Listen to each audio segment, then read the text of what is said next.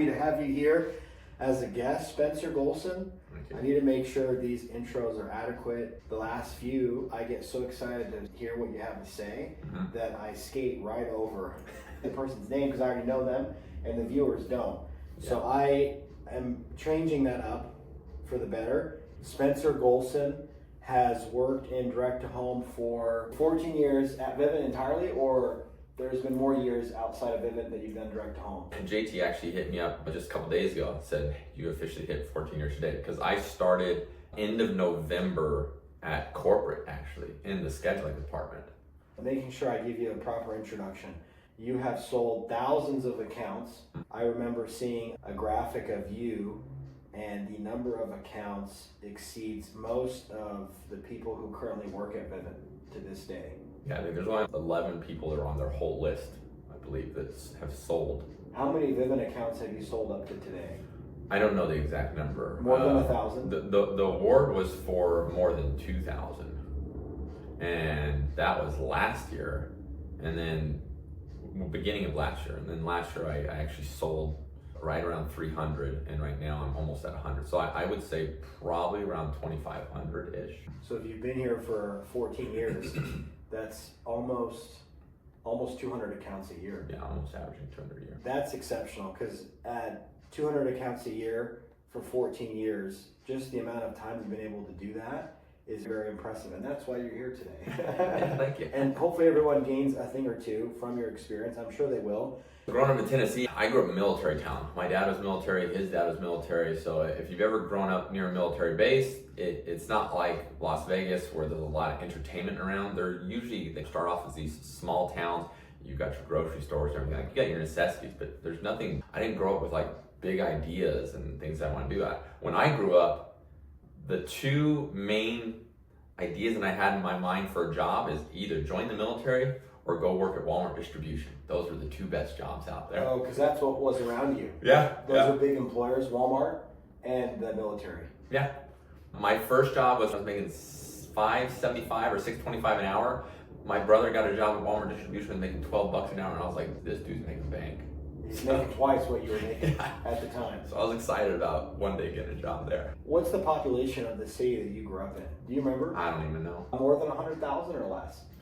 I think it's definitely more. Probably maybe 150 to 300,000, somewhere around there. What did you spend your time doing as a kid? What was fun for Spencer Golson? Yeah, so a lot of time I just playing in the yard with the neighbors, but when I got to my teenage years, that's where things got interesting because I made a good group of friends where in my church, the most common thing that we would do is twice a week we'd go play basketball. We love basketball. I still play twice a week today because I love basketball so much. And dumpster diving, actually. Oh, cool. They got me into dumpster diving. So we'd go once or twice a week where after basketball, we'd drive around town and just hit up the local dumpster. Not because we needed it. It was a treasure hunt. What could you find? And where would you I go? can tell you stories about it. Yes, if you wouldn't mind, what's your fondest memory of dumpster diving? Dumpster diving is synonymous for treasure hunting. Yeah. Because I've heard people pull out cell phones. I don't think we ever found anything valuable. I think the three biggest dumpster diving experiences that sum up dumpster diving as a whole is we went one time after Valentine's Day and we went to a Walgreens, and inside the dumpster we just found bags and bags of Valentine's candy that just got thrown out because the holidays passed. So it's all sealed, unopened, and we went home like a bunch of treasure hunters divvying up our treasure. One bag for you, and that was exciting, right? Another one that sums up dumpster diving, this is why a lot of people don't do it, is the growth side of it, is I had one where I went at a day that it rained and it was cold outside. So when I jumped in, my feet went below the trash bags and I could feel that they were wet. I'm like, okay, it's a rain, whatever. And I moved it, and that store had thrown out a bunch of meat that had expired. So now my feet are just in raw meat juice. It was gross. And I'm passing stuff over to my brother, and he's outside and he's holding a big thing of broth or whatever. He's like, hey, this thing has a hole in it. I'm like, all right, throw it back. He throws it over because it's one of those tall ones. He can't see me. Right as he throws it over, all over me, and I just went home just feeling gross. Oh man, I can see it. You don't really get the fun Halloween candy without the possibility of getting meat broth or bone broth. spilled over your head. They aren't too fond of people dumpster diving. Yeah. We did get caught once. I brought my older brother with me. I think it was his first time coming, so it wasn't a great experience for him. But we went to a store and it was on a corner, so there's no side that's hidden from the street. We're getting in the dumpster, and usually we'll all get out. We'll just go jump in the dumpster, and we have the car hidden somewhere out of view of the street, and then the dumpster's usually behind a wall, so they're usually not completely open, so you can do whatever you want back there. Well, he left his lights on in the car, and police officers saw it, so they came around, and I'm in the dumpster, he's on the other side of the wall, and I see the lights, so I peer over the wall, and he's talking to the police. Well, they're on this side, so I quietly jumped off on this side and went around and just started walking like I was never there. And as I'm walking on the other side of the street, I see they're still over there with him. Now I see a second and a third police car come in. Oh crap, he's in trouble. So I'm gonna go give myself up. So I went over there, and police officer approached me, asked me why I'm coming. I explained, that's my brother. You want to tell us why you were here? I mean, I just made up some story. I'm like, listen, we come from a very poor family. We're not in the best financial position, and stores throw out great stuff. So sometimes we like to just come and see what they have.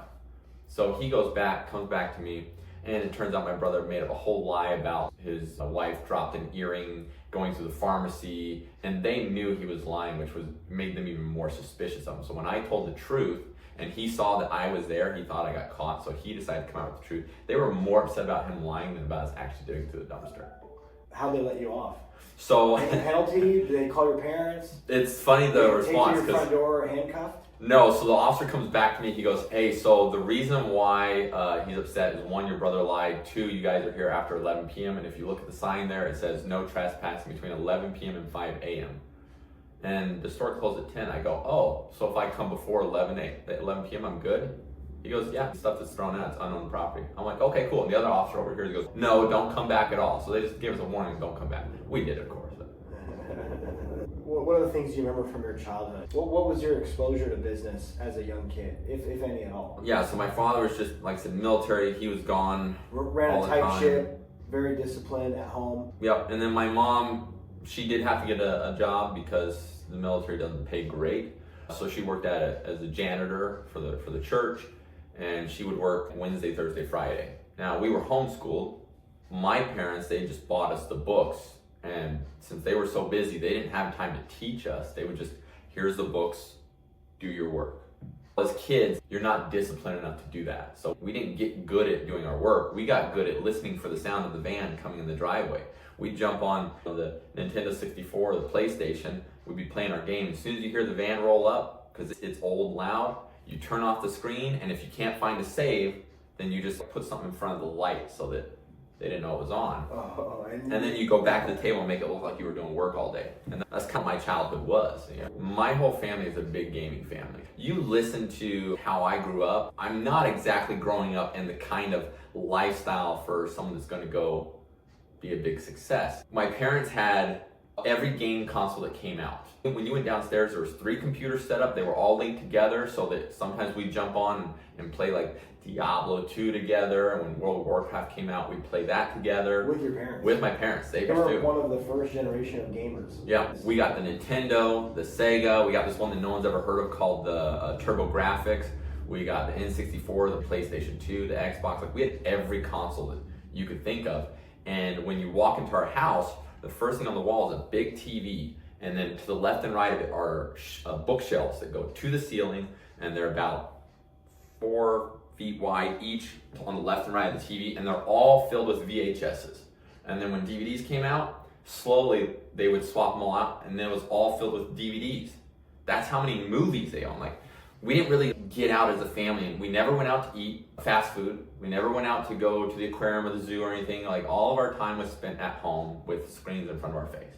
So Final Fantasy 8, Final Fantasy 9, like I played all of them. There was a period when I turned 21 where I actually realized this is when World of Warcraft was still big, before League of Legends. I would literally wake up, and the first thing I would do is I'd go jump on the computer, and I would play until it was time to go to work. Then I'd go to work, and I'd come home, I'd eat, and then play until it was time to go to bed. And I'd even stay up later than I should have. And then after about a month of doing this, I realized, dude, what are you doing with your life? I'm not progressing towards anything. So I gave up video games completely. How old were you? I was 21. Had you already been hired at your first job? No, my first job was like at age 16. I worked at McDonald's. Okay, worked at McDonald's, and then where did you go from there? Wendy's. Because my two brothers worked there, so I went and I worked there. You worked at Wendy's, and then from Wendy's, where did you go? I worked at Wendy's till I was 19. Then when I was 19, I went on a mission for my church for 2 years to Russia. Oh, cool. And then when I came back from that, I went back to work at Wendy's because I knew I had a job lined up for me. You went to Russia? I had no idea. Yeah. Moscow? No, Vladivostok, stopped the Far East. So it's a little more rural part of Russia. What's Russia like? Communist? Cloudy? Yeah, everyone asks if it's cold. It is cold. But certain areas are beautiful too. I went to this island called Sakhalin. And if you look at it, it's on the far east side. This small little island looks like a little fish. And dude, during the summer, it's beautiful. There's mountains, it's green, it's hot. It wasn't much different than the place here, other than the living. The living, you're living in these 13-story apartments, just kvartiras is what they're called, flats. And you walk in and there's 4 apartments each floor, and then you just work your way up. So other than the living, like, the rest is pretty normal. What do you remember about the people from Russia? A couple things I remember, other than it being cold in the winter, is Russian people are very prideful. If you go out in the winter, for example, and there's the guy who's like breaking the ice off the sidewalk, as a missionary, your whole point is to go out and serve. So you'd offer to help them with their work, and they would get mad. Like, no, like, this is my job, go. So they're very prideful as far as what they're doing. Other things I remember about the Russian people, if you spoke to the younger generation, they found out you spoke English, without fail, every time they're gonna, oh, hey, America, and they want to speak a couple words to you just to show off that they can speak a little English because it's fun for them. Were the people welcoming to you? Yeah, they have no problem with talking to you, but the people who were least welcoming were the Russian Orthodox leaders, the clergy and stuff, because for them, any other religion, that's not good. So they were not welcoming at all. Oh, okay. And when you came back from your mission, Went back to Wendy's. you were in Tennessee? Yep, for a year, and I saved up a little bit, got myself a car for $1,500 cash on Craigslist, and then I saved up a little bit extra, and then without having a job lined up or anything, I moved to Utah. Okay. And what took you to Utah? I wanted to get married, Okay. preferably to someone of the same faith as me, and where I grew up, there were not very many women in the pond, so to speak, right? And I know that they all come to Utah to go to BYU. So you went to what we would maybe metaphorically compare to as the Atlantic Ocean for LDS women. They're everywhere. What was it like when you first arrived in Utah as a 21-year-old returned missionary with the world ahead of him? Where I grew up in Tennessee, there weren't really any mountains. So the cool thing with Utah was just seeing all the beautiful mountains, like right there. Now, there are parts of Tennessee that have mountains, just not where I grew up. Tennessee is also very green. You're driving down the freeway and it's just forests everywhere. People who have never been there think it's beautiful because it's just green everywhere. But everyone finds beauty in their own areas. For me, Utah was the mountains and then all the colorful trees in the fall along the mountains. But you don't have trees blocking your view of everything. Like, you literally driving down the freeway and there are parts of Utah you just see like the outstretched cities and everything. So it was very different in that aspect. And how did you meet your wife? I went and moved into the Branbury apartment complex in Utah.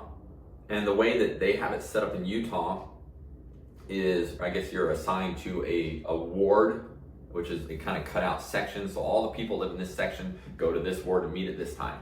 And so I met her in my ward. And for people who don't know what a ward is, a meeting place of members? Yeah, so for members, they want to make sure they keep the numbers small enough that they can fit in the building. So let's say that number is 300, then they'll cut out a group that fits about 300 people and say, all right, you're in the first ward, and then you guys over here, you're in the second ward. So that they all have times they can meet at church and be in their own little group, their own family.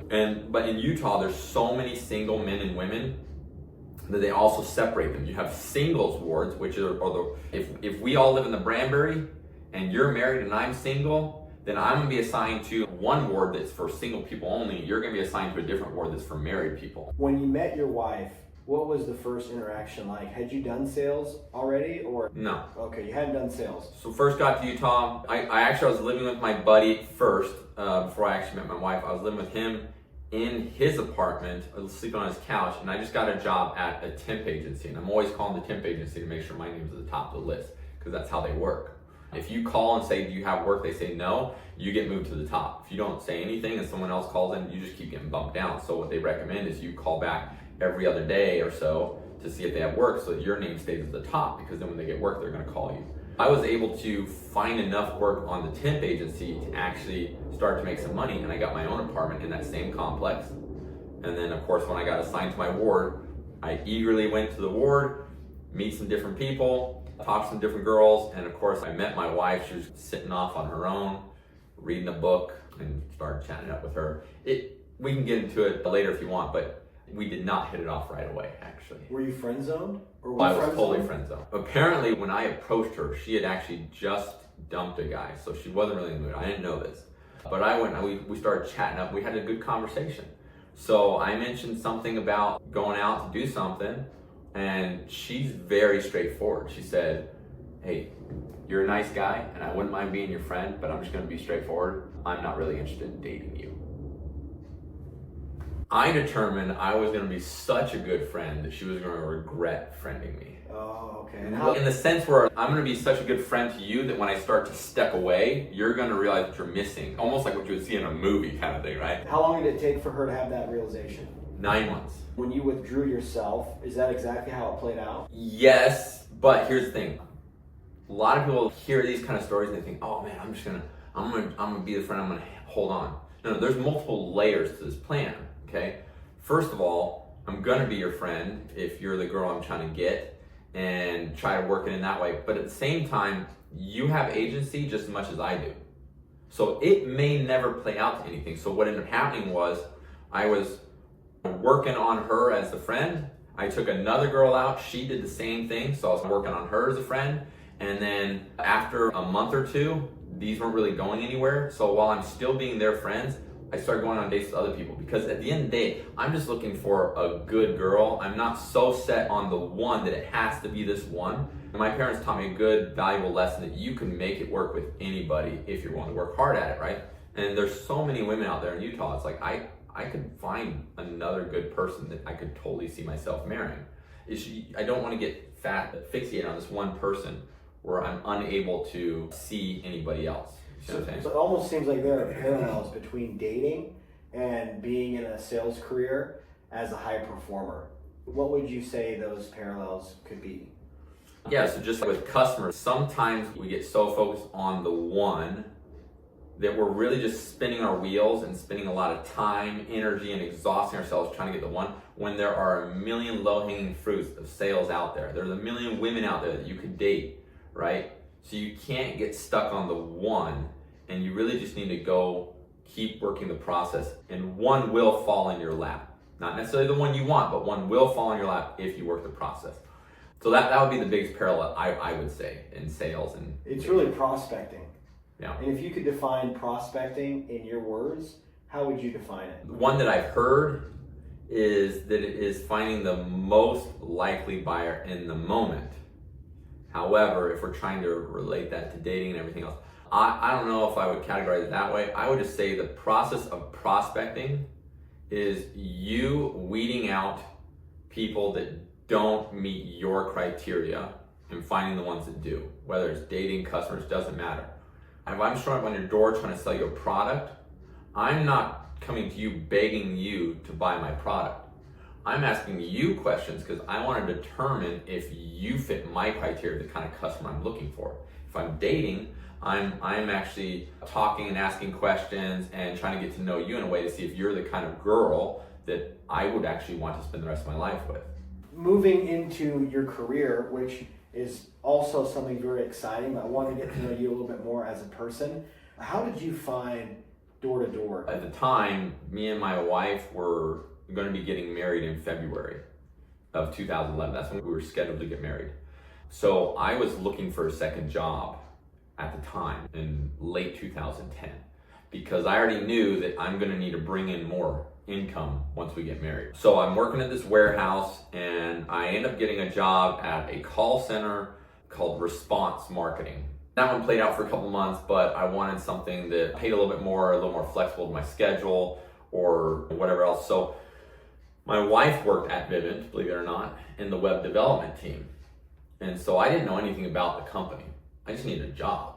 And she mentioned it was a great company, so I used her as a reference, and I applied to Vivint to work in any department, and I got interviewed and got a position in the scheduling department. So I get the job, and right as I do, this is when smart thermostats just came out. This is all new. The idea of being able to control your thermostat from your phone. People were so excited about it. So in the call center, they give you a little pay bump anytime you upsell one. If you upsell a thermostat, you get $7 more on your paycheck. In 2010, your hourly rate is $9 an hour. So when I heard this, I was like, dude, if I upsell one, that's like a whole hour's worth of work that I just got paid. I see, like, when I hear things like this, like, you might look back, $7 is nothing. I see a positive in everything. So I go in, and I'm a month late into this competition they're starting, and I still end up being the second highest upseller for thermostats in the department. So that was phenomenal, like the little couple $100 extra that I made over that month for the upselling. Then, as I'm calling out schedule, I happened across this lady. I was calling to schedule an appointment, and I got her sister on the phone, apparently. And her sister started asking me questions about Vivint. She wanted a whole system. So now the gears are turning. I'm thinking, if I get $7 an hour for upselling a thermostat, how much would I get for selling a whole system? So I asked my leadership, and they said, no, you get nothing. You got to give that over to the NIS department, the inside sales department. Stupid. I did all the work. I spent like 20 minutes on the phone selling this lady on Vivint. One of my coworkers apparently did a summer the previous year, and he just comes back, works the call center in between summers. He goes, oh yeah, those NIS guys, they make $250 or $300 per sale. I'm like, dude, that's half a week of work right there for me on one sale, and I gotta just give it up. So I'm pissed that I have to give up this sale that I work for. Can't they give me some kind of commission? No. He goes, oh, that's nothing. Like the summer guys, they make $500 to $600 on a deal. I'm like, dude, on one sale, I could get one in a week and make the same money. Who can't find one person in a whole week? So nobody recruited me. I recruited myself. As soon as I found this out, I'm like, okay, who do I need to talk to? I don't know how to get started. So I'm talking to my wife about this, and she says, I actually know a guy that worked in the call center, and he just signed up for doing summer sales a couple months ago. So she gives me his number, and then I call him. He goes, yeah, let me get you in touch with my manager. His manager was Colby Drew, who in summer 2010 was actually the top sales rep in Vivint. Oh, how ironic. So I call him up. I'm like, hey, I'm interested in doing sales. Can we meet up? So we schedule a time to meet up. And this was, let's see, so I was doing scheduling from November, December, January, and February when we got married. This was in March that I met up with him. So we're almost on the summer. And we're sitting down at the corporate office and their little lunchroom. And it was less of a meeting of him recruiting me and more a meeting of him just explaining to me how sales works and me trying to figure out like how I sign up, how I get started. So I'm really like asking him all the questions. You were the golden recruit. I already knew the product a little bit. So after that, he told me how to sign on and that I would need to quit my job. And I don't know if it was something that he said or something that I had talked to my wife about. I can't remember because it was so long ago, but I do remember there being a conversation. I think this was with my wife. Colby was telling me how sales might be slow as I first start to learn it, but when I learn it, then it'll pick up, and that's where you start to make good money. And somewhere I sat down and talked to my wife, and I said, you know what? To be able to go and learn this skill set and where it could take me is worth any failure that I might reach in the beginning. Because right now where I'm at working 2 jobs and we've already been married for a month now, we're already scraping by month to month. Me working 2 jobs, her working overtime, I can't do this forever. I don't want to be another Clarksville, Tennessee person who's just slaving away for the rest of their life, just getting by. So if it can provide me an opportunity for a better life, is it not worth any and all struggles that I'm going to meet? Yes, 100%. I quit my job, and there were 2 preseason blitzes before the summer started. Someone had talked to me the previous year about going and selling for New Skin. I don't know if you've heard of them. It's a makeup company, isn't it? Yeah, they do other like health products, but yeah. And to me, the pyramid scheme ones are the ones like this where you have to buy in to get started. It's, hey, come work for us and sell our product, but you have to buy this whole starter kit so that you can like do these samples, do these shows and that. If I have no money, how am I gonna buy in to get started? You're not giving me a way to even start. You see what I'm saying? And that was what was different about Vivint. Someone even talked about doing healthy chocolate, selling healthy chocolate. It was the same thing. With Vivint, I didn't have to buy into anything. They would just give me the tools and I go sell it. And then I make money when I sell it. That's all I want. And what was your first blitz like? We went to Midland, Texas. For us, we shared the cost of a hotel room. So I'm already out money just going on the blitz trip. I went out and I had factored in my budget. I had just enough to go on this one blitz trip and pay for my last month's bill until the summer started. If I could get at least one sale, that would give me enough money to go on the next blitz trip. That's all I need to do is just get to the next one. So I went out and I watched Colby for an hour. And dude, he was so good at the sales. He made it look simple. Where I watched him and it almost seemed like he was basically just saying, hey, we're doing the Vivint system. Let me step in and show you how it works. I know it wasn't literally that simple, but that's what it felt like. And I'm memorizing everything he's saying as I'm watching him. And he already got one sale in an hour. And I'm like, dude, I can do this. I'm ready to go. He's like, you sure you don't want to watch me for the whole day? I'm like, I'm here to make money. I'm ready to go. As soon as he sent me out, I went and I knocked on the door. I'm rehearsing everything he said in my mind because I'm going to say the same stuff. As soon as I knocked the door, this nice old lady answers. She's like, how can I help you? Everything went blank. I forgot all of it. I forgot my own name. Frozen. Yeah. I was like, hi. She's like, hi. What did I say? I go, my name's, and I look at my name badge. I go, my name's Spencer. I'm here about and I'm like looking at Slick and I hand it to her. We're doing these. I can't even remember the name of it. What is this thing that we're doing? So I handed it to her. She was very nice. She's like, no, thank you, we're good. And as soon as I walked away, yes, I called Colby. I'm like, dude, what do I say? I forgot. He goes, I thought you had it down. I go, I forgot. Tell me what to say. And he's just say whatever you want. Just talk with people.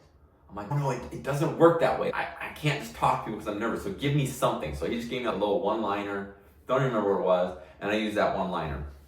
Went out, got nothing that day. Got nothing the second day. One of the reps came and shadowed with me a different day and he gave me some pointers. Nothing the third day. Come Friday night, the week's almost over. I still got nothing. And there was this kid in our group. His name was Kyle Bowles. He was 18 or 19 years old and he got a sale.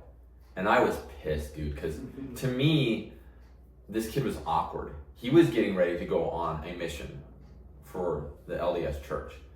And he would carry a Book of Mormon with him on the doors.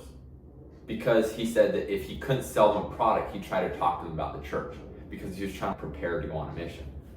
I'm like, this kid's so weird. So as soon as I found out he got a sale, I called my wife that night and I was both confused and upset at the same time. I'm like, babe, I don't know what's going on. I'm trying, I can't get a sale. Kyle Bowles got a freaking sale and I still can't get one. And so she asked the question that I think every person asks themselves in their own mind right off the bat. She goes, how long are you gonna give it before you decide maybe this isn't for you? And I think a lot of people don't make a decision on this point. Though the guys that really struggle in sales, they don't make that decision on how long I give. They're always sitting 1 foot in, 1 foot out. You know what I'm talking about? And no one had ever given me a whole like burn the ships pep talk. This was all just occurring naturally. So she goes, how long are you gonna give before you decide maybe it's just not for you? And I sat there in silence on the phone with her and I thought for a minute.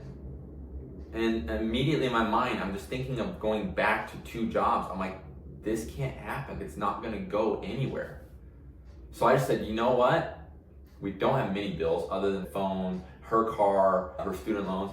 I said, you know what, babe? Even if we go bankrupt, which I don't even know what it would take to go bankrupt at this age. I go, even if we go bankrupt, it doesn't matter. It's gonna be worth it if I can figure this job out because it will put us in a whole different category of living than where we were at. I did have a manager who sold big numbers. Like Colby would sell 3 a day.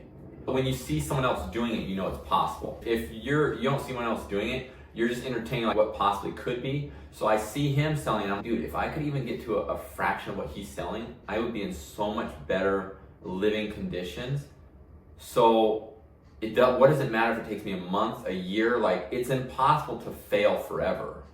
So yeah, I already know what waits if I go back, but I don't know what waits if I go forward. So why not risk going forward? I got nothing to lose. And had he not been there as a high performer, how do you think your career would have gone? I feel like I probably would have stuck with it, but it would have taken me a lot longer. I don't think I would have been mentally as bought in or committed to it. My belief system would not have been as high that I could figure this out. Because a lot of times you doubt yourself. And dude, he was a great person. Always, he's the kind of person like just makes you feel good about yourself no matter what. I think he believed, like a parent, he believed in me before I even believed in myself. So what happened after Friday? You have this call with your wife? Yep. So as soon as I made that commitment that I'm going to stick with this, even if I go bankrupt, it was ironic because the next day I got 2 sales. As soon as I just committed, like it just happened. I don't know how. And tell me, what was your first sale like? So the first one, again... Was it a bar fight, or was it someone who... It was a nice old lady. Oh, okay, it was a nice old lady. She's the same lady that you forgot. I got a lot of nice old ladies. Maybe I just got that baby face. You remind them of their grandson. She lets me in, I go over everything, we sit at the table when she's ready to close. This is when we were doing like actual paperwork. I didn't know how to write it up. So I called Steve Teschner. He's the guy that technically recruited me that my wife knew. And I called him up. And he came over and sat with me and walked me through what to do. And you closed it. And we closed it. And it stuck, it didn't cancel. And then you sold one the very next hour? Later that day. By yourself or with somebody? No, I think I had him come help for that one too. Oh, cool. So the day that you had sold 2, you come home, you call your wife. What was her reaction? As soon as I called, yeah, she was ecstatic. She was like, "That's great." Yes! I'm like, "We got enough money, I can go on the next trip now." She's hyping you up, she's your cheerleader. Yep. And you felt relief. 2 sales, it wasn't much because one of those sales was just paying for the next trip for like hotels and food and everything. But we made an extra $400. It was the proof of concept. It was the assurance. Even if I only sold 1, like confirmation, because you're always going to get better. And so I'm not looking at it saying, if I get 1, that's only 1. No, this is the starting point. So if I can start at this, how much can I do as I get better?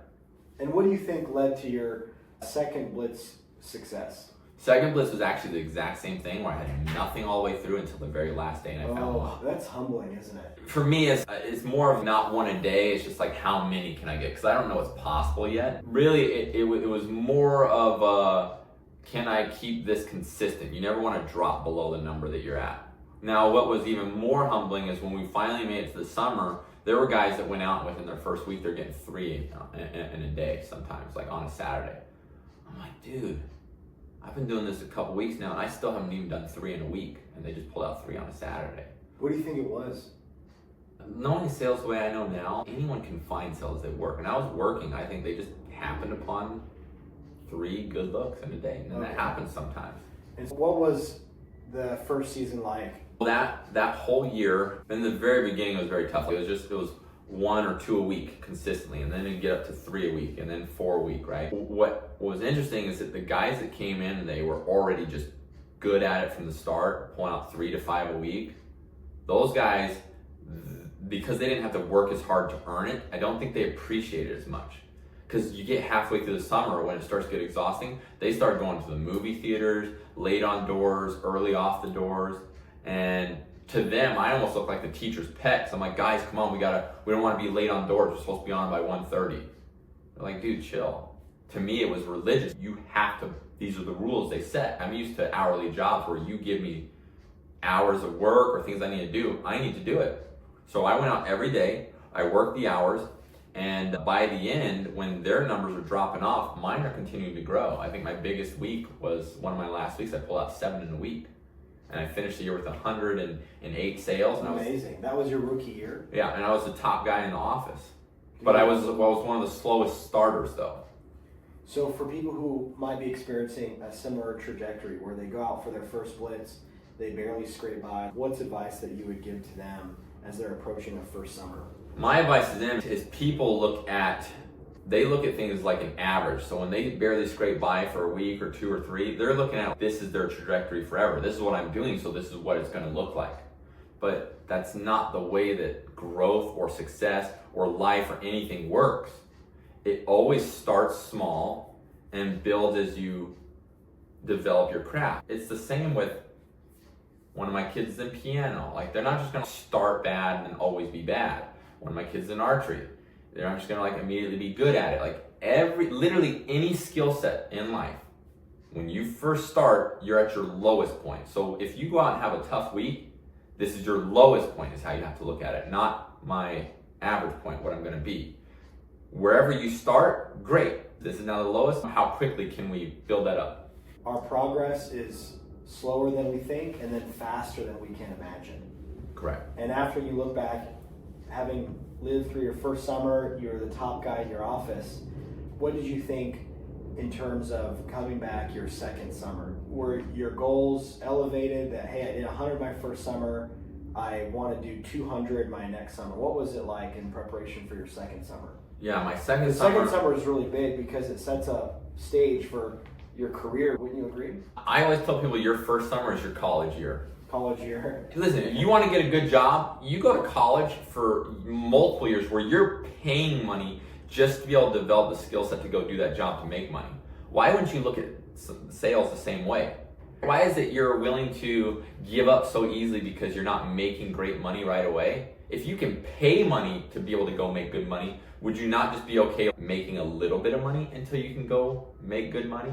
This is the year where you're going to make the least, learn the most, and then now, every year after, then you can go take what you've learned and execute even more to multiply your income.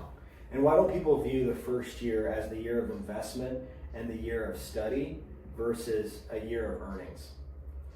They're very short-sighted. We often let the fear of what we're doing now cripple us. This is always going to be this way forever.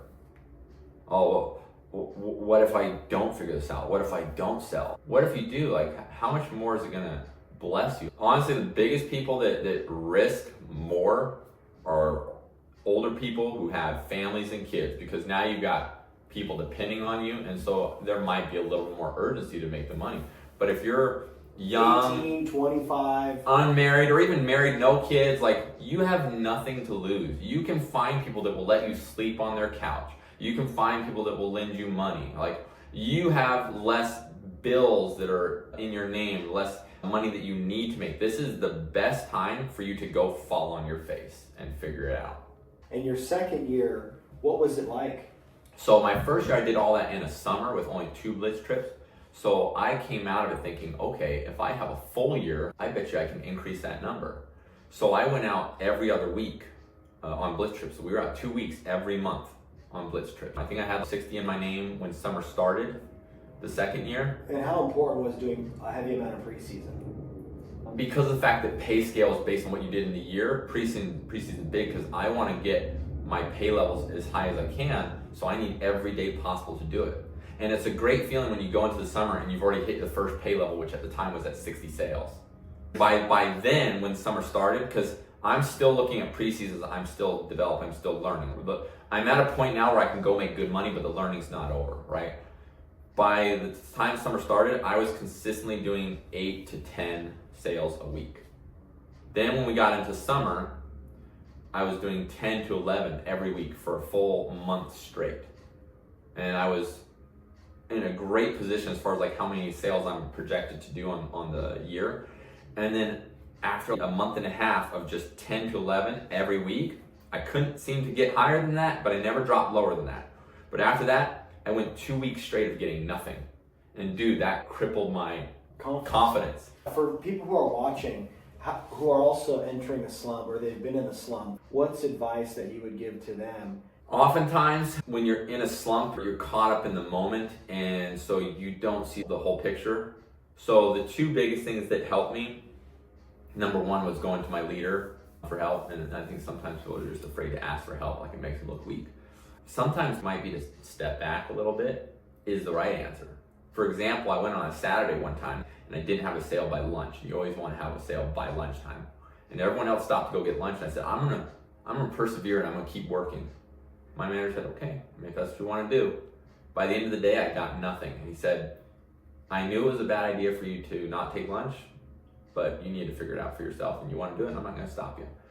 And he explained the reason why it's a bad idea is because if you don't eat food, you're low on energy, so it's going to be hard to keep pushing through, and sometimes you need to stop, take that break, reset mentally, and go back at it. So to me at the moment, that seemed contradictory, which is, I don't have a sale, I want to get one, so I need every bit of time possible, I'm not taking lunch.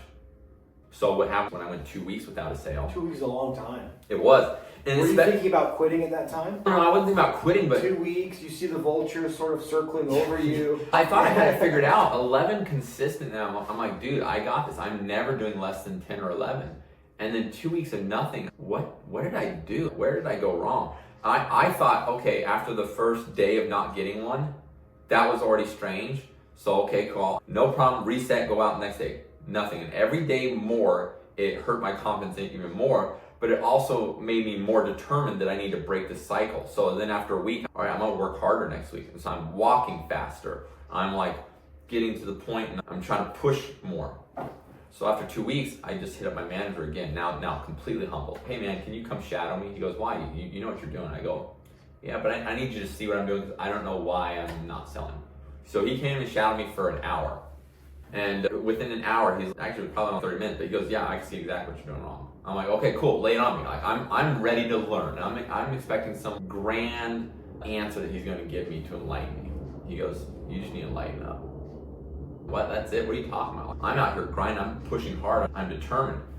And he said the problem is he can see it in my face and my mannerism and my tone that you've gone so long without a sale right now and you think that you're being more determined, but what's actually showing up is when the customer answers the door, you actually look angry because you're so focused. And when you're talking, you think you're being straight to the point and trying to be straightforward, but you're almost coming off aggressive to them in your tone and everything. He goes, you gotta remember this job is still fun and enjoyable, and you gotta make it fun and enjoyable because more than what we sell, people need to connect with you, and if you're not pleasant to talk to, then you're not going to be able to get anywhere with anyone. And then he told me a stupid joke and made me laugh. He goes, see right there, if you laughed, he goes, that's what you got to do. You got to have fun with it, get people to laugh, and then they'll listen to you. They pick up the energy, it transfers over to them when they see you're excited about something. As soon as I got done having him shadow me, I'm like telling myself, all right, dude, just have fun. And I went and got 2 sales later that day. From something so simple that you look at and say, oh, I already know this stuff. But sometimes you're like, imagine you've got a picture here and you're like all the way up here with your eye against the picture. You're like, yes, I'm looking at the picture. Dude, no, you're not seeing the whole picture. You need to step back a second. And that helped you improve your situation. Yeah. How many did you sell the next day? I went back to doing 10 or 11 a week after that. It's crazy that when we think we really want something, it actually eludes us because we are holding on too tightly. There's something to be said about hang on, but hang on very loosely. It's the seriousness that gets in the way of you being yourself in a playful, energetic, and people won't remember what you said, they'll remember how you made them feel. Yeah. And if you're not making them feel very good, that really lowers buyer appetite. I remember someone you have told to me be that likable. Your goals are important, but they're not more important than the buyer liking you. He said, if it was about what you said, we would just take the top guy, have him record his pitch, put it in a little recorder around your neck, and when you show up and they answer the door, you just push play and let that top person speak, and you'll get the sale. He said that's not how it works. They need to connect with you as a person because you're the one they build that trust with or they like. So you're the one selling them, and that's what they're buying you before they ever buy the product. It's leaving people better than you found them, regardless of them buying from you or not. So you leave the conversation, you go back to selling 8 or 10, like that, flip of a switch. You couldn't see what was underneath your nose. Tell me, what was it like after that? Were you managing at this point or no? No, this is my second year. I'm just trying to get as many sales as I can. Get the job as a high level. What did you finish the year with? 256. 256 sales. Yeah, I actually went on shortly after. That's an amazing year. That's remarkable. How much did you make that year? Because back then they weren't paying as much as they are now. So even to this day, I've always been a generous giver of extra equipment. On paper, I should have made 160, but after deductions, I made 120. And I actually had a guy come up and ask me afterwards. He goes, dude, that's $40,000 you lost. Like, why would you give that much equipment away? And I said, dude, we see things completely different. You see it as $40,000 that I lost. I see it as $120,000 that I made. Because if I wasn't as generous to give out what I gave the customer, putting their needs before my own, I might not have even gotten that sale to begin with. What advice would you give to maybe someone who's preparing for their sophomore year? I feel the first year is one of the most critical in learning the job. The second year is very close for most critical, because that's the one that usually determines if someone wants to stick with this long term or if it's just something they're doing until they do something else. Because after second year, making 120, talking about 2012, newly married, no kids, like young adult, that's more than my parents made. In a year. Yeah. Together. That was you made that in a summer. That was enough for me to look at the job. And I told my wife, I said, originally the idea was to make money to pay for college. So I sat down with my wife afterwards, I go, hey, listen, the whole point of going to college is to learn something so you can go make good money at a job that you enjoy.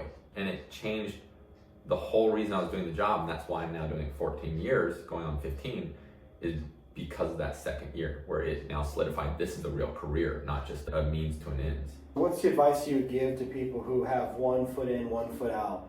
If you have something else that you really want to do, and this is a vehicle for that, then yeah, I say go for it. Don't give up on the things that you want to do. This money's everywhere, sure. If this is something that you want to do, but you're just 1 foot in, 1 foot out, it doesn't matter if this is a temporary job or long term. This goes back to my first year. Everybody has that conversation. How long am I going to do this for? You got to drown that out, and you just got to commit. I have a rule with my kids. They can do any sport they want to do, and they can even change. If they don't like it, they can move to something else. But the only rule is you have to, once you pick one, you have to commit to that one to the end of the season. Because so long as you're thinking about something else, you're not 100% bought in on this, you're never going to get the full payout, the full rewards of your labors if you're not 100% in. So if you say you're going to do this, even if it's to pay for your next venture you want to do, you need to be 100% on this till the end of the season. Once the season's over, aka into the summer, then you can reevaluate of whether or not you want to do another season or not, but you need to be bought in for the whole season.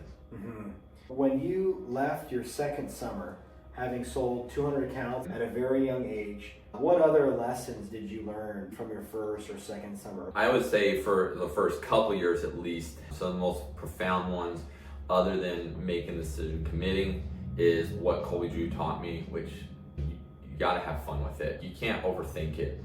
If you read The Happiness Advantage, they've actually done studies that show that when people enjoy what they're doing, they do better at it.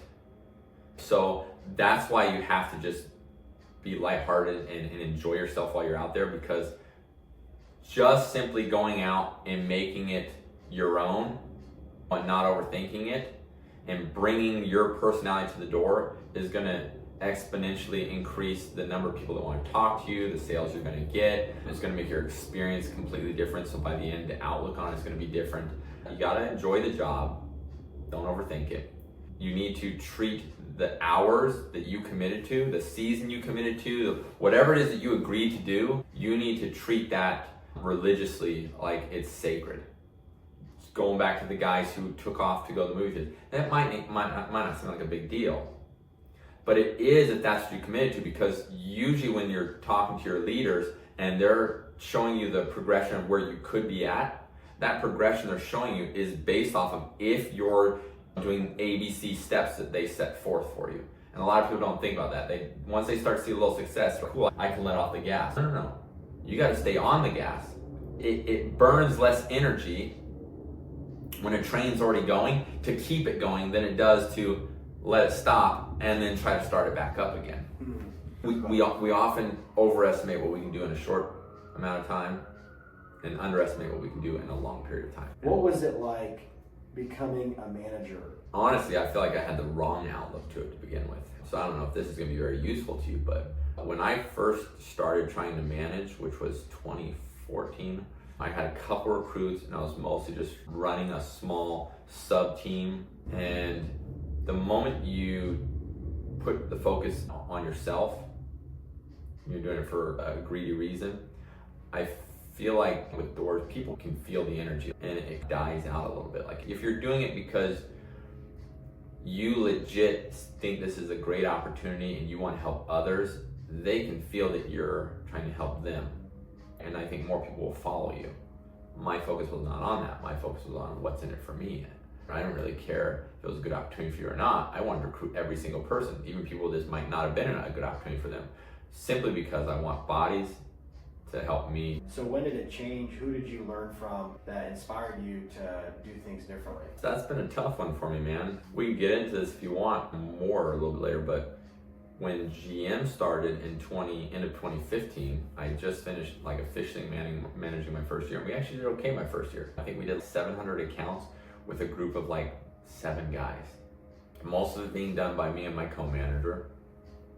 But GM just started, and my wife was actually getting tired of the whole idea of me being gone 2 weeks a month and then having to relocate every summer because we're now having our second kid.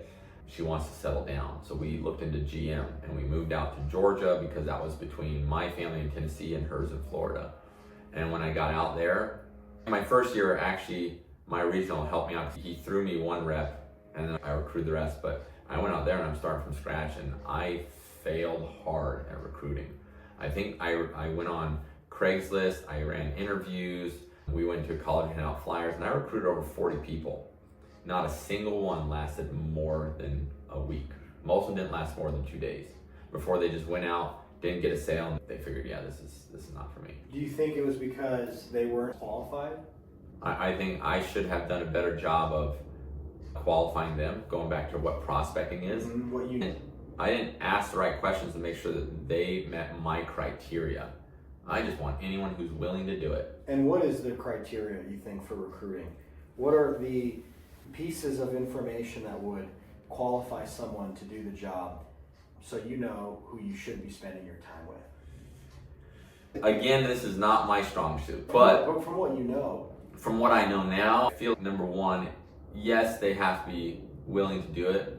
I think part of it though is on me as the manager to make sure they understand the hardships they're going to be faced with, setting the right expectations. If I'm just recruiting that, hey, you can come make all this money, that wasn't anything my manager ever told me. That was what I sold myself on. Like, dude, I can make this much money in a week. But when we talk to people, we sometimes get excited about how much money they could make with multiple sales, that we focus too much on the money. And so when they go out and they don't sell, the money's not there. The one thing that we sold them on is the same reason why they're leaving. You've got to be able to recruit them on something more than money. The skill set they're going to develop, the trajectory of how this could change their life completely from where they're at now, right? The pros and cons of what's best case scenario if this works out, what's worst case scenario, what are you willing to do to make that happen? Are the pros worth the potential sacrifices? Yes. So setting good expectations. A lot of the best sales guys, they flush out objections early on. They don't want to wait till the end of the sale to have to deal with the objections. That is true. So why would you not give people all the potential hardships so they know what to expect, to flush out if that's going to be an objection right now, so that we can see if this is something that would be good for you, or if we just go ahead and, hey, let's just call it now. The best kind of people are just guys that are stubbornly persistent and have a positive outlook. Because go back to my experience, everything was a positive. One person might look at $7 and say that's not a lot. I look and said, dude, that's almost a whole hour. One person might say 1 sale a week isn't a lot. I'm like, 1 sale is half of what a normal hourly paycheck is, and that's just the beginning point, like how much I could make. So I was drawing all those positives on there. So when I'm talking to people, I want to know them as a person. Are they one that tends to like see negatives in things, or are they looking for the positives? Like, I'm drawing some possible negatives, and are they turning that into a positive? One is going back to the best case, worst case scenario is, if it was worst case scenario, like how do you think you would handle something like that? Number 2 is, let's say you made no money, because sometimes guys don't. how long do you think you would stick to it before you decide this might not be for me? And again, I want to flesh out the objection. Seriously, dude, how long would you commit to it? Like, because let's be honest, this isn't for everyone. And I want to know if I'm going to help you and give everything I can to make sure you succeed. I want to know at what point I should be assisting you and saying, hey, listen, let's maybe look at some other options. Yeah. So you got to know I'm on your side with this, but at the same time, I'm trying to determine if you've got a realistic expectation and willingness to push through. Because if you say, I don't know, maybe a week, well, if you're only willing to give a week, like this might not be the fit for you. What's the most important aspect in pitching? We're talking about in the home? Out on the door. Okay, so something that I developed from Colby Drew that he was good at, he was very good at getting straight to the point. And that's something that I've gotten good at for different reasons that I do it than what I used to. When I came to Vegas, and dude, I thought Vegas was hard because I used to be the guy who would sit there and I'd bro down with people. And I came to Vegas and these people want you to be quick. If you start trying to bro down with them and just chat it up, they'll stop you. What do you want? And I thought Vegas was hard. I did not want to come here. And I came here, now I sell here and I do okay. So I get straight to the point, and I lost that somewhere over the years, but that's what Colby does. And the reason why I'm straight to the point is it does multiple things. Number one, everybody hates the sales guy who just like beats around the bush. Just get to it. So I'm now getting right to it for the customer where they're either going to tell me yes or no faster. And that's okay. If the answer is no, it means they imagine in Georgia, you listened to me for 10 minutes and then told me no, versus here you tell me no in a minute. I just saved myself 9 minutes that I can go find someone that might be a yes. Sure, the other one might make me feel better because we had a nice conversation when I walk away, but it didn't do me any services. It just wasted my time. So I'm very quick to the point because I want to know, is this a qualified buyer or not? Am I wasting my time with this person or not? If they're qualified and they're willing to have an open conversation, they're willing to see what we have to offer, those are the people I want to spend my time with. Can you tell me the best way to overcome, hey, your price is too high, or I can't afford it? Yeah, I talked to this one about with my guys quite a bit. So when you look at industries, let's take pest control for example. And I don't know if you have people who sell pests that watch this. I don't want to dog on anybody, but the products to kill bugs hasn't changed. Okay, so if you show up trying to kill the bugs and Joe Schmo shows up trying to kill the bugs, right? No one's got something different. It's just a matter of who can get me a better price. I don't want to play the price battle, which is one thing I like about Vivint, because Vivint every year works on how to make the product better to give you, the salesperson, a leg up over competitors. The moment you have a leg up in the product, I don't have to play the price battle anymore because I have something they don't. I have something I can offer you, whether it's the light that actually follows people. So let's take one camera from a competitor, any name, not gonna give you one, $200, and then ours is $400. But you as a customer might say, how come that's twice the price? But in your mind at the moment, you're just seeing camera $200, $400. So the moment I say, this is why, and I outline what mine can do that theirs can't, immediately it has value assigned to it for why the dollar's higher. And what key characteristics in the camera does Vivint have over other competitors? That's my favorite one. Why? The majority of cameras out there, whether you're getting it from a competitor or getting it on the store yourself, majority of cameras out there are cloud storage cameras only. That means they're completely Wi-Fi dependent. Everyone's experienced it, everybody hates it, where the cameras lag, they drop offline, they miss something that happens, and that's just because of the Wi-Fi dependency. Your Wi-Fi has spikes all the time, and when that happens, you might miss something, or the camera might lag when you go to pull it up. So with ours, one of the biggest things I highlight is it has a built-in memory backup. So even if your Wi-Fi goes down, yeah, you won't be able to watch live feed, but the camera still records. And now immediately in the customer's mind, that is a value right there. Why is that valuable to them? Let's say something happens, and people have this all the time. Package turns up missing, someone broke in your car, and they're like, oh, my camera missed the whole incident. Well, if you got DVR backup, even if someone cuts your Wi-Fi, You're now looking at it from a worst case scenario, because that's what you're getting security for. You're getting security for worst case scenarios. So you're looking at it from a worst case scenario and saying, cool, in a real emergency, worst case scenario, this one's got me covered. With this one, I'm taking a gamble. Okay. What's another piece of equipment that Vivint sells that you feel like people are underselling because they don't know why or they don't know how? Sensors are the same everywhere you go. Cameras really is the main one. I do focus a little bit on the panel and the service. So the three things I hit up most on is panel, service, and cameras. Can you tell me a bit more about the differentiation associated with our Vivint panel, as if you were presenting it to a customer? Yeah, so let's say, for example, you've never used an alarm. Here's a common one. You're looking at Simply Safe, okay? Dirt cheap. So it might seem very appealing. Dude, they can give you all the same stuff for a fraction of the price. So you take Simply Safe, for example, their panel only works with Simply Safe products. Ours works with multiple different products. So if you go get their panel and you want to get a smart thermostat, well, if they don't offer that, you can't get smart thermostats unless you're going to go get a different brand and have it through a different app. Now you've got multiple different apps. So you'll save a little bit, but you got a million different apps. And you're getting this for both security and convenience. The convenience is not there. With my panel, you could go get a Nest thermostat, a quick setter, Schlag door lock, MyQ garage. You can do Philip Hue light bulbs. So I'm outlining for them that if you're tech savvy, you have more open ability to just run with it. A lot of different companies, the way that they work is they'll nickel and dime you. Like they might be cheaper on the monitoring or on the equipment, but they nickel and dime you along the way with the service. Okay. Some companies, you pay like $100, $150 for a tech to come out every time. Vivint does that too. It's $100 for a tech to come out after the first year. But you can get a protection plan. It's like $7.99, so $8. And that covers warranty on the equipment, tech visits anytime you need them. It's everything top to bottom. So it pays for itself.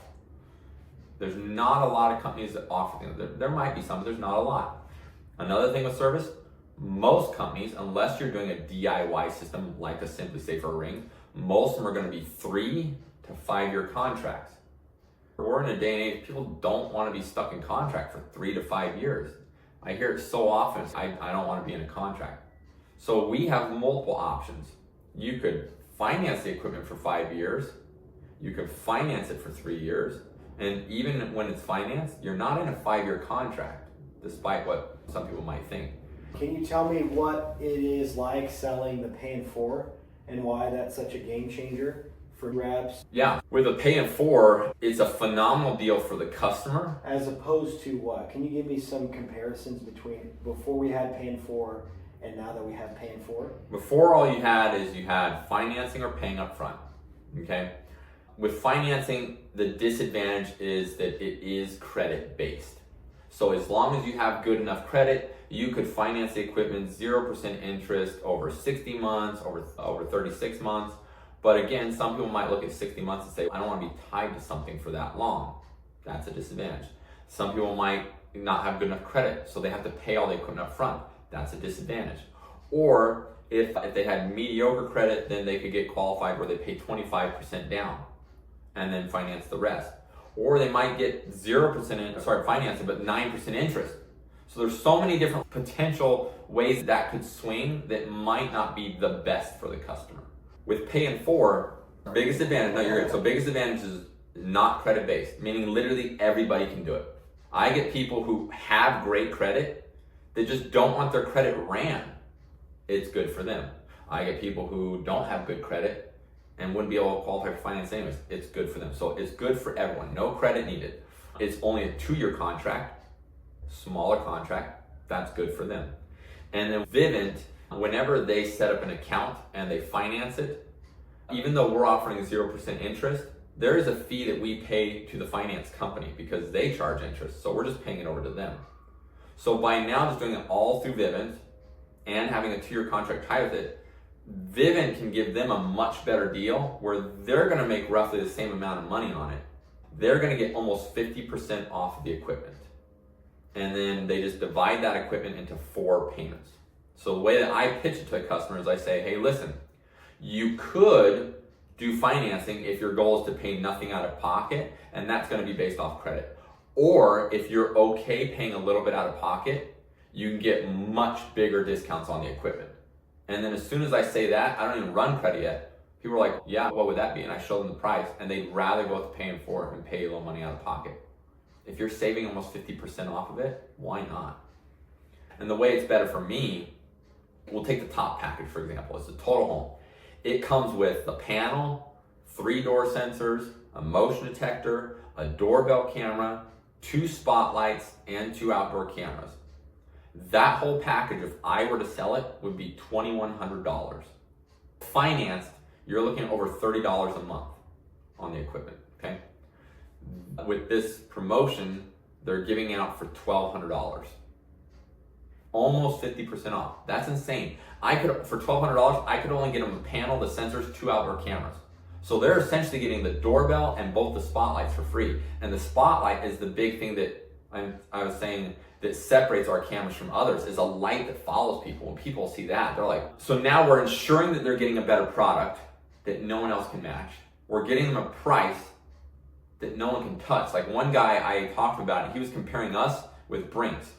And ours was going to be like $200-300 more for the same number of cameras, but our monitoring was $10 cheaper, and he was getting spotlights for $300 more. It's a win. You can't touch that offer. Huge price to value discrepancy. Even if I were to go max out discounts on that account, like give every discount I could in the book, I couldn't get it that low on price. And if I did even get it close to that, I'd make almost nothing on the account. All Vivint does is they deduct $10 of payable RMR. So how much is that on average? On a max rate, that's a little over $100. So you're losing $100 at the most. At the most, and then what do you make now on that account? You would make $75 of payable RMR, which on a max is a little over $800. Okay, and at the least? On the least, you're getting a ×5, so that's $375. Wow. So what impact do you think the Pay in 4 will have in your annual sales volume? I actually, after testing it for a week or two, my regional called me and he says, hey, what do you think of this package? And I told him the same thing, just dude, it's phenomenal, better for the customer, better for me. And he goes, that's good. Vivint doesn't necessarily set this up to say, hey, how do we pay Spencer more? It has to be a benefit to the company as well. Do you think this will increase volume? I said, yes. He goes, by how much? I would say easily 20 to 30%. Just like that? Just like that. So I'm selling almost exclusively that right now. Mm-hmm. We're 2 months into the year. I've sold 101 and installed 85. How impressed are you that Vivint never ceases to innovate? They're always changing things up, and it just blows my mind. I even have people ask me right now where they're saying things like, what happens if I get these and Vivint gets something better? And it's at a point now with spotlights. I didn't even imagine spotlights, but it's at a point with spotlights. I'm like, listen, dude, I don't know how they're gonna make it any better unless they come out with a laser that will zap people for you. We're never stagnant. In fact, that's the advantage of working here is we offer things that other people cannot find anywhere else on the market. Yeah, I spoke with a gentleman just last week who is a dealer in a different company. And he was showing me like what the multiple is they make as a dealer, and they got to pay out to the technician, they got to pay for the equipment because they're keeping inventory of that. They pay a fee to alarm.com because they use the alarm.com app. And after all the different things were deducted, he was showing me how much he makes per an account. And then for that same package, if I were to sell it and I were to make max pay rate, what I would make on it. And I think for the exact same package, it only came up like $50 or $100 less. But you're talking about making $100 less, but I don't have to deal with the stress of I'm keeping the inventory in my home and buying all that, and I'm paying the technician. Like Vivint does all the administrative work for us. And I have a better product, which helps me to sell more accounts. And they're giving me better offers, which help me to sell more accounts. So why would I not go work for a company that is setting me up to have the best success? Would you say that positioning yourself at a company that has a complete offering has been influential to your success? Absolutely. I think we talked about this a couple of years ago. We were talking about like solar's where it's at on that bus. Every person I talked to, whether they're working for Vivint or not, for a year was saying like, solar where it's at, go to solar, there's so much money in solar. Yeah, it might have had like a little high of excitement, but I stuck with the smart home because it's something that can continue to innovate and get better. I'm looking at what's going to continue to make me good dollars, durable dollars, for years to come. Being at Vivint, where you can earn overrides, commissions, residual, and equity, how important is that to you versus maybe having worked in an opportunity where you don't have those 4 levels of wealth creation? You do have. Equity I do have. Okay, how meaningful has that been to you over the years? Honestly, just having equity is, I'm grateful for it. It makes me even more bought into the company because now I'm not just selling a product, I own a part of it. So you have a sweatshirt that shows you are a shareholder in a publicly traded company. Yeah, so I own a part of it, and now I'm helping to grow my company. I was teaching my kids about stocks and trying to get them to invest, and my daughter had $20 that she was going to invest. She wanted to know what to invest in. I'm not going to tell her what. Hey, these are the ones that I'm in. I show her some of my stocks, and that you could put in, or you can even do this. And I start listing out, like, you can get a part in Amazon, and since you guys buy stuff on Amazon, you could do this, and I start listing things off. And she goes, can I buy Vivint stocks? I go, yeah, I can. She goes, so what makes a Vivint stock go up and down? I said, what's going to help it to go up is them continuing to get more subscribers and stuff like that. And she goes, well, I want to get Vivint then, because I know you're going to keep selling it and making the stocks go up. I go, huh. Well, I'm going to try. I don't know if I can single-handedly bring it up. But you have brought over 2,500 accounts. Yeah. What has been your highest earnings year at Vivint? That was actually last year. Last year? Yeah. Isn't that a great feeling? Yeah. That the best is quickly remembered. Mm-hmm. What did you make, if you're okay sharing it, last year? I think I was $220,000. $220,000, which is incredible. It's far greater by a factor of 4 or 5 or 6, even maybe 7, the average income of a U.S. citizen. What have been the benefits in lifestyle? As a whole with Vivint, the biggest benefit to me in what I do and what sold me on the job is, 1, that I can determine my own income, and 2, that I get to control my schedule. And I think on the years that I had lower years, I got lost on that key factor. And we talked about this when we sat down for lunch. Yeah, and tell me what you mean by that. Could you share that with us? Yeah, so oftentimes when we're having all this success, we're putting in a lot of hours, and then for the guys where it starts to die out and they're stuck in a rut, they're still slave to the hours. The job was fun at first because of all the freedoms it gave you, but then when you're in that rut, the freedoms are gone and you're basically like in chains to the job. Like, I'm not going out because I want to, because of the money I can make or the success I can have. I'm going out because I need to. I'm working these hours because I need to. And during those years, I never went to any family things that my wife wanted me to go to, because it was always the same thing. Babe, I got to go work. And when I was working, I hated that I was missing the family time. So it was a continual spiral down where, like, I'm slowly hating the job more because I'm hating it more. I'm selling less because I'm selling less. I gotta work more, and that spiral just keeps on going. And it got to the point where in 2018, that was my worst year. I didn't work like 75% of the hours. I would go in my car and I tell myself the night before, all right, tomorrow I'm gonna do better. Like, legit, it sounds like some sort of drug or alcohol addicts. Like, I'm gonna start tomorrow, I'm gonna do better. And then as soon as I go out and I drive out to the area, as soon as I get there, I just feel sleepy. All right, I'm just gonna take a nap and then I'm gonna get to work. Lay my chair back, I take a nap. Get up from my nap, okay, I knock a couple doors and I get back in the car. And then I'll sit there and watch videos on my phone, play games on my phone, whatever else. But what the real underlying issue was is I didn't want to deal with my problems, so I was just trying to drown it out with a substance, in which case this was just screen time on my phone. Didn't tell my wife. I come home from work. How was work today? It was rough. I didn't get a sale today. Didn't get one. And she didn't know it was me. She thought it was a job. So she was suggesting that I go get a job selling something else, a different product, because she knew I was good at sales, but she thought that Vivint just wasn't it anymore. I knew otherwise, so I refused to leave. And that frustrated her. It finally came to a head in the end of 2018 where my wife called me up crying. I went out first summer thinking that maybe if I get away from home that it would fix my problems, and it didn't. This was the only year she wasn't with me. She called me up crying. Hey, we're 2 months behind on the mortgage. What's gonna happen? Are we gonna get kicked out of the house? Like, where are we gonna live? I can't pay for this, I can't pay for that. And dude, I just felt horrible. So I'm like, I gotta tell her. I told her right there on the phone, I'm like, babe, I gotta admit to you, the sales I haven't been getting it, it's not because Vivint's not there. I haven't been working. She goes, what do you mean? And I tell her I've been sitting on my phone, I'm not motivated. And a lot of guys, they just don't feel motivated. They don't know what to do. They just think, I just gotta get motivated. I don't think you gotta get motivated. I think you just need to get your priorities straight.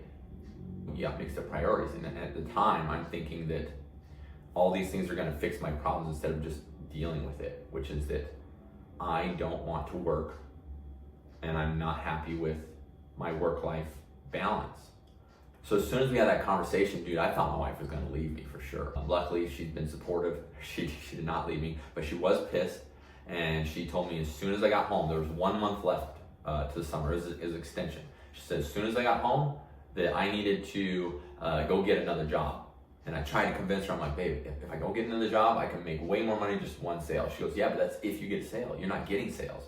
So you can still do Vivint, but you gotta get another job so we have at least some form of guaranteed income. I can't argue with her. I've already proven that I am a lazy person that is not doing my responsibilities as a husband and father. So I agreed. And now I'm thinking this 1 month that I have left in summer is 1 month that I have left to go prove myself. Now there's this idea, you've probably heard, that if you kick a dog in the corner, one of two things is gonna happen. If you keep kicking it, eventually it's going to either bite back or it's just gonna lay down and die.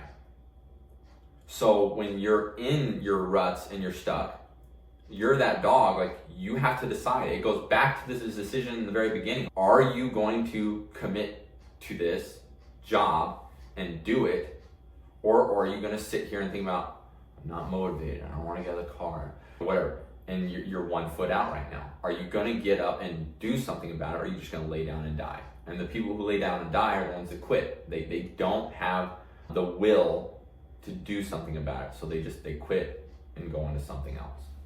But that's not me. So last month I went out and I worked a ton, got some sales, and then right then, I swear it feels like Vivint always comes up with new things just in the nick of time. New innovation, something, divine direction or something, man, because they just came out with upgrades. Now you can upgrade existing customers. So I'm like, you know what, let me just do something to mix it up for a little bit. So I went home and I was just knocking upgrades. I was known as the upgrade king that year because I sold more upgrades than anyone. I remember that year. I did hundreds of upgrades. Hundreds of upgrades. Here in Vegas? No, it was all over. I would spot knock upgrades. I outlined multiple neighborhoods and I would just drive through and I just knock all the Vivint homes. In El Paso, it says I took all the good upgrades because I ran through that place. But what it is at the time, this was when you were getting like just a small portion of your commissions up front. And I needed more upfront money because of my financial situation. I was 40 grand in credit card debt, 2 months behind on mortgage, other bills that were due, and upgrades, you got the full commission up front. So that's why I did it. So I ran all these upgrades and I'm getting money up front. And with like 4 or 5 months, I was able to pay off all the credit card debt. I was able to get caught up on mortgage. I paid my mom back because I had to borrow money from her, and we were back in the green again. So in 4 months, you had made 40 grand? 50, 60 grand? Maybe 5 months, but yeah. Okay. And that's a blessing. And it was a reminder, a wake-up call. Like, that is the blessing of jobs like this, where you can go out and just set yourself up in a real good spot if you're willing to put in the work. And sometimes there's days you just don't want to get out. And I almost have to just convince myself just to go start. It's like going to the gym. I just got to get myself started. And once I get started and keep going, After a little while, all the negativity is going to leave, and I'm going to be stuck in the moment like, oh, this isn't that bad. Can you tell me a little bit about being able to dictate your own schedule? Because we talk a lot about the earnings, we talk a lot about the product being in a category of one, meaning there's nothing else that can substitute our offering, but we don't talk about nearly enough the lifestyle provided by all the effort and sacrifice and hard work. Can you speak to that? Yeah, so getting back started selling and developing the discipline was only step one to getting me where I am now. Because remember, we're living Uncle Rico days where nothing surpassed 2012. So that got me started where in 2019 and 20 I started seeing my sales go up again. We're up over 150, but it wasn't enough to propel me past 2012. And that's the key that I was missing is the work-life balance. Because in the first 2 years, when this job was all new, your new guys really look at this job as like the flexibility and freedom that it gives you life-wise. But when you've done it so many years, like I said, you become slave to the job, you forget that the life that you can have because you're so busy trying to grow and have all the success. But what good is all the success if you can't spend it with the people you love, do the things you want to do with your time? So this is the way that I look at it. God, family, everything else. Those are your priorities. Those are my priorities. God first. So if Vivint were to ask me to go do something that is against my morals, I would say no. But if Vivint asked me to go do something that, like, hey, we need to go on this blitz trip, and it takes one for my family, oftentimes we go, yeah, I'm there, because I'm putting work first. Now, that doesn't mean that you shouldn't work at all. That was the other problem is when I wasn't working, I wasn't at home with my family either, which I should have been, but some people just sit at home with their family, and they think, oh, I'm putting my family first. There's still a level to it where if my family is higher priority, then I'm going to go work to provide for my family because they're the second highest priority in my life. So you have to understand that those important things still come with responsibilities because too much of any one thing isn't good. But you got to put family first in the sense that it can't always be taking a sacrifice and a back seat to the work, which is what I was doing. So where my sales started to really skyrocket was in 2020. You've heard the analogy of the jar. You put in the big rocks and the small rocks in the sand because if you put the sand in first, you're not gonna be able to fit everything else in there. And I started thinking about it and I was like, all right, when we talk about the big rocks, oftentimes it's your leaders talking about going to different events and meetings and things like that. I was like, what are my big rocks? My big rocks are my family. That's number two. And I already had like a midlife crisis the year prior looking at pictures of my daughter when she was like 2 and 3 and now she's 11. She's already over halfway out of the house. I'm like, dude, I don't spend nearly enough time with my family. Because when I'm working, I'm out. When I'm home, I'm tired from work. So I'm usually like vegging out or doing whatever. Like when do they really get me? 100% of my time. And I told you this, but I'm gonna say it all again just in case for any of them. It's all valuable. I said, I thought to myself, that's not the life I want. Like when we get so caught up in the sales and the money that you can make that we envision that what success looks like is making $1 million a year. And why do we want to make all this money? So that we can afford to do all these fancy things with our family. And I'm going through all these years sacrificing to try to get up to that at their expense. What am I trying to make the $1 million for? So that I can then buy their affection when they're too old because I lost the time when they were younger? No. So I just changed the vision. And the vision, instead of making $1 million, although I'd love to make $1 million, but it has to come at a price that I'm okay with. And I'm not okay with sacrificing family time. So for me, success is making more than enough for our needs. Whatever that is, I can tell you probably right now that had to be more than $100,000, but it needs to be more than enough for my needs. Enough that I can go do things with them without having to look in the bank account. That's a good life right there. And then everything else is them. I want to spend my time with them. I want to influence my kids right now while I can. Then when they're older and they move out, sure, I'll go bust my butt and work all day because I got nothing better to do with my time. But right now, I want my time with them. So I told my wife, I said, okay, this is how we're going to do it. I think at the time, our manager was trying to organize something where on the GM program that we work Tuesday through Saturday and we take Sundays and Mondays off. Anyone that has kids can tell you that's not how your life works. Like my kids don't just have set things on Monday. One kid might have every other week piano lessons on Tuesday. One kid has soccer games on Saturdays. I remember my first Saturday when I took it off, I felt like I was sinning because you work on Saturdays. I don't work Saturdays almost ever anymore. And again, this goes back to what I was saying earlier, where sometimes the contradictory thing is the answer. Because I'm selling more now than I did before. But what happened to my wife, I said, family's the big rock.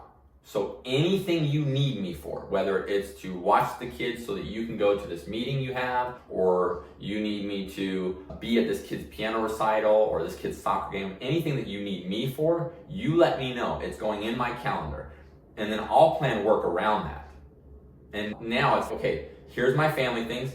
Everything else where there's nothing, I'm going to work like a dog instead of just working like a dog all the time so I can then try to plan family things. So making the time count whenever you are where you are. Yes. And with your family, you're 100% there. You're not thinking about work, but when you're at work, you are here to provide for them far above their needs. Yes. And what that does is now my job serves me instead of me serving the job. And you're more energized. And it happens to be because of this, you're producing at a higher level than you ever have. I love the job again. I'm excited about it. I can tell your energy is infectious. So you work from Monday through Friday. How many hours a week? 40, 30? I mean, I have meetings in the morning, but where I'm actually working outside meetings, I'd say usually from about 11 until 5. 11 till 5? Okay. Sometimes 6, but we'll cut out lunch. So about 6 hours, 5-6 hours a day. 5-6 hours a I'd day. say 6 hours. Which is about how many hours a week? 5 days a week. That 30 hours? 35? 30 hours, yeah. 30 hours. You can dictate your schedule. You can go pick up a kid if they need something. You can maybe spend more time with your wife whenever she's also available. And you can do all this while making over 200 grand a year. Yeah. And it's sustainable. Yeah. And someone might look at this and be like, yeah, but dude, he's only making this and I want to make more. Okay, that's true. Then go do that. But you have to determine, think about the message of, I was thinking about this last night because I didn't know what you were going to bring up. Think about the old movies we used to watch, and that was the message they pushed. Like, one that I really love, Hook. Yeah. In the beginning, he's working all the time, he doesn't miss his kid's baseball game, and then when he's with them, he has this phone call that he's taking because he's not really with them, and he starts yelling at the kids. Think about the managers who are just, even when they're off the clock, they're not really off the clock because they're taking phone calls. And then you have other men, like the other movies, Family Man with Nicolas Cage, where it starts off, he's this wealthy guy sleeping with all these women, if that's what you want, whatever. But then he somehow gets transported back where he never left that girl from when they're younger, and they have kids and everything. And at first, he like hates this life because it's so stressful. But then you realize how blessed that life was that he doesn't want to leave that life. So it used to be the movies were pushing that same message of the value of family, like that being the most important thing because we're getting caught up in the world of pursuits. And I think about it, if I was making $1 million, that'd be fine and well. But, and here's what I tell them, if I were to die tomorrow, which I don't know when I'm gonna die, my wife always says too young because I drink energy drinks, but if I were to die tomorrow and I had $2 million in the bank account, I'm sure they'd be grateful for it. But I guarantee you that my wife and my kids would gladly trade all that money for another month with dad.